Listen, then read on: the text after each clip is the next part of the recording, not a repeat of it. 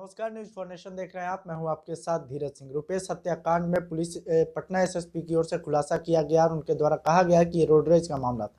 इसके बाद विपक्ष की ओर से लगातार सवाल उठाया जा रहा है। कहा जा रहा है कि हाई प्रोफाइल मामले में रोड रेज का मामला दिखाकर पुलिस बिहार पुलिस की नीतीश सरकार के करीबियों को बचाना चाह रही है। इस पर लेकर पप्पू यादव भी लगातार एक्टिव नजर आ रहे थे। हमारे साथ बात करने के लिए खुद पप्पू यादव हैं। सर, पुलिस की थ्योरी पर भरोसा क्यों नहीं हो पा रहा है? नहीं, वो तो कल सारी बातें आ गई है कि कौन सी थ्योरी, ये क्या थ्योरी है?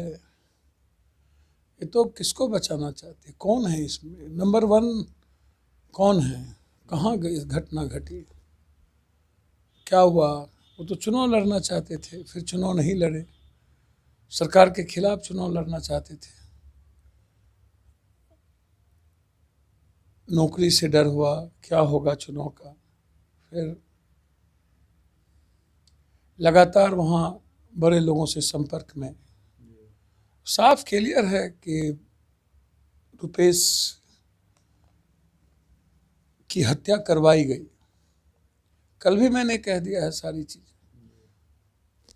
कि यदि ऋतुराज पढ़ा लिखा शूटर है, किसी ने उसे शूटर बनाया है, तो उसके पीछे कौन है, मोटिव क्या है? नाम जानते नहीं थे, जो मन आएगा सो बोलेगा। बिना नाम जाने किसी ने शूट कर दिया, किसी ने 6 गोली मार दी। फर्स्ट जो अटेम्प्ट लेता है ना, फर्स्ट बार जो गोली चलाता है वो एक्सपर्ट नहीं होता है, वो नस उसके काम नहीं करेंगे। 2 बार ट्रैगर दबाने के बाद तीसरी बार उसका नस काम नहीं करेगा। जो लगातार गोली चलाता है उंगली का, एक्सपर्ट से पूछिए ना आप, एक्सपर्ट क्या जवाब देता है। किसी एक्स डीजीपी से पूछिए, डीजीपी से पूछिए, जो कि फर्स्ट बार कोई गोली चलाएगा तो उसका ट्रैक इतना, उसको गोली चलाने के लिए, दाबने के लिए उनके पास समय लगेगा। आप बहुत क्लियर है, इसको समझने का प्रयास कीजिए। दूसरी बात, मार ही देना है। फर्स्ट बार कोई आदमी मार ही देना है, इस टारगेट के साथ गोली नहीं चला सकता। चौथी चीज़, दुनिया की कोई रोडवेज की घटना 45 दिनों के बाद नहीं होती है। ट्रेंडम होता है या एक आध दिन के बाद कोई चीज़ें होती है। यदि कोई बहुत बड़ा सनकी है, बड़े बाप का बेटा है या बहुत बड़ा अपराधी है, तो 1-2 दिन की बात लगती है। अन्यथा रोडरेज का मतलब है कि तुरंत कोई बात हो जाना, साथ में पिस्टल है, गोली चला देना, या हम दादा हैं या बड़े बाप के बेटे हैं, लाइसेंसी है तो गोली चला देना। तो ये समझ में आती है। लेकिन इतने दिनों के बाद पटकथा, डीजीपी ने कुछ कहा, डीजीपी कभी कुछ बोलते हैं, कुछ समझ में नहीं आती है। सरकार इतना दिग्भ्रमित है, कभी सोशल मीडिया को लेकर के दिग्भ्रमित है, साइबर कानून को ख़त्म कर देते हैं, तो कभी सुप्रीम कोर्ट के लॉ से ऊपर चले जाते हैं, कभी कहते हैं नौकरी ही नहीं देंगे जो धरना प्रदर्शन करेगा। पूरी दुनिया में छीछा लेदर हो रहा है। न्यूयॉर्क टाइम्स ने लिखा, सभी दुनिया ने लिखा। आप क्या संविधान से ऊपर हैं? क्या सर्वोच्च न्यायालय से ऊपर हैं? आप सीआरपीसी धारा की बात करिएगा कि आप डराइएगा, हमें अधिकार भी नहीं दोगे, रोजी भी नहीं दोगे, रोटी भी नहीं दोगे, और मांगेंगे तो हमें डर भी दिखाओगे, मारोगे भी। तो ये लगातार जो हालात हैं, परिस्थितियां हैं बिहार की, कोई माँ बाप है, कोई कौन पूछने वाला है? कोई गाड़ी, कभी बोल दोगे गाड़ी गैरेज गई थी, गाड़ी पत्नी उनकी कह रही है कोई गैरेज नहीं गई। आज तक उनकी पत्नी का कोई सूद लेने वाला नहीं, कोई ये नहीं कहा कि 50 लाख रुपया गवर्नमेंट दे, नौकरी की बात करे।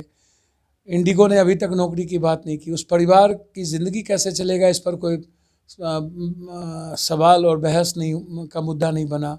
आप 23 दिनों के बाद आप सीधा आते हो और अपनी बात पट जिस तरीके से रखते हो। कभी डीजे कहता है कि इतनी बड़ी हत्या शूटर ने की है, दूसरा नहीं कर सकता है। और ऋतुराज यदि हत्या की है तो शूटर है, तो शूटर है तो किसका शूटर है? आप किसको बचा रहे हो? और ऋतुराज यदि रोडरेज के चलते हत्या की है तो नहीं की है, उसने नहीं की है, उसको आप बलि का बकरा बना रहे हो। वो कभी कोई कहता है वो मुखबिर था पुलिस का, कभी कहता है कि उसको कुछ लोगों ने करोड़ों रुपया दे दिया, जिसके चलते वो इस बात को स्वीकार कर लिया। कभी कहता है कि उसके पिता को बड़ी मार मारा, उसके ननिहाल वाले क्या बोलते हैं। तो तरह तरह की चीज़ें कि बच्चा था, ये पढ़ के आए, ये इंग्लिश बोलता था, ये बाप का इकलौता बेटा है, माँ टीचर है। जो मन में आया मनगढ़ंत। एक अपराधी एक दुकान पर नहीं बैठ सकता है इतना देर। और उसके बाद उसको ये खबर कैसे मिल गई कि गोवा से आ जा रहे हैं, जब उसका नाम का ही पता नहीं था कि रुपेश नाम है उसका, तो गोवा की खबर कैसे थी? और 4 घंटा वो बैठ कैसे गए दुकान पर? हथियार लेकर के कोई आदमी दुकान पर बैठ जाए 4 घंटा, ये अपराधियों, मुझे नहीं लगता कि कोई संभावनाएं बनती है। पुलिस की ओर से कहा जा रहा है कि पहले अटेम्प्ट में वो 3-4 अटेम्प्ट पहले भी ट्राई किया था। किस पर अटेम्प्ट किया था? पुलिस तो वही कह रही है कि एक दिन देखा गाड़ी जा रही है। कोई एक गाड़ी दिल्ली में, पटना में है क्या? भीड़ भाड़ में उसको यही लगा और वो पीछा कर दिया। उसके बाद जब क्या उसने ये जानने की कोशिश नहीं किया कि इसके पास पिस्टल है कि नहीं, कौन है, इसके यहाँ गार्ड रहता है कि नहीं, गेट पर गार्ड रहता है कि नहीं, हम गोली चलाएंगे तो हम चारों तरफ से घिर नहीं जाएंगे, दीवार उधर बंद है। ये पुलिस की बड़ी विचित्र कहानी है भैया। आप जिसको मार रहे हो उसके बारे में कुछ जाने ही नहीं, आपने मार दी, पेपर से पता चला। गांव में 5 पेपर जाता है क्या? कौन से गांव में 5 पेपर जाता है? हाँ, किसके दरवाजे पर पेपर जाता है? फिर वो बात किससे किया? उसके टेलीफोन को ओपन क्यों नहीं करते हो? पब्लिक डोमेन में लाओ। आपने इतना CDR आपने किया तो उसको पब्लिक डोमेन में लाओ। 400 CDR को पब्लिक डोमेन में लाओ। आप 100 किलोमीटर कहाँ घूमे, पब्लिक डोमेन में लाइए। आप रुपेश के चैट को पब्लिक डोमेन में लाइए, रुपेश के व्हाट्सएप को पब्लिक डोमेन में लाइए, रुपेश के बात किससे होती रही है उसको पब्लिक डोमेन में लाइए। आप क्यों नहीं ला रहे हो?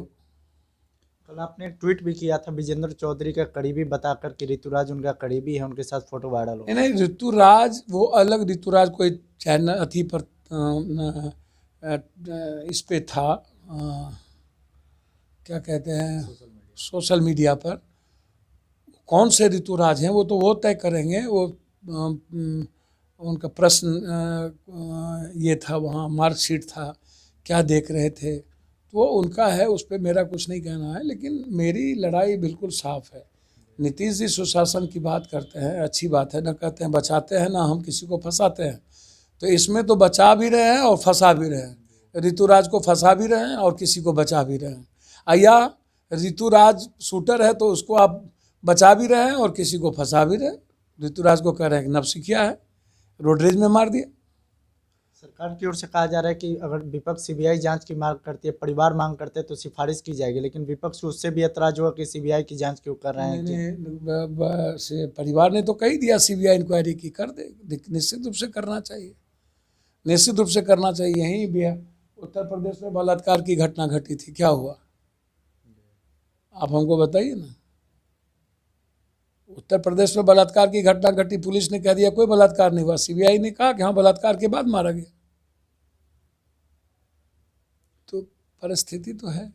पटना SSP मिलने भी गए थे उनके परिवार वालों से ताकि उनको भरोसा दिला सके। कभी नहीं गए पटना SSP, कभी बातचीत ही नहीं किया। इतने बड़े इन्वेस्टिगेशन में उसके परिवार से कभी बातचीत नहीं भी, कब गए मिलने के लिए? नहीं, आज उसके बाद अभी जस्ट 2 घंटे पहले मिल के आए। अब वो 2 घंटे पहले क्या मिल के आए, क्यों कैसे मिल के आए, वो जाने, पटना वहाँ की पुलिस जाने। इसके पहले इन्वेस्टिगेशन में उन्होंने कोई मिल के नहीं गए। हाँ, आज मिलने के क्यों गए, क्या गए, वो तो उनका परिवार जाने, इनका ये जाने। CBI इंक्वायरी तो डिमांड है, करना चाहिए। तो ये थे पप्पू यादव जी, जिनका साफ तौर पे कहना है कि पुलिस की जो जांच है उस संदेह के घेरे में। फिलहाल इस वीडियो पर आपकी क्या राय है, हमें कमेंट बॉक्स में बताएं। अब तक हमारे न्यूज़ फाउंडेशन चैनल को सब्सक्राइब नहीं किए, चैनल सब्सक्राइब कर ले। इस वीडियो को फेसबुक पर देख रहे हैं तो पेज को लाइक करें और फॉलो करें। शुक्रिया।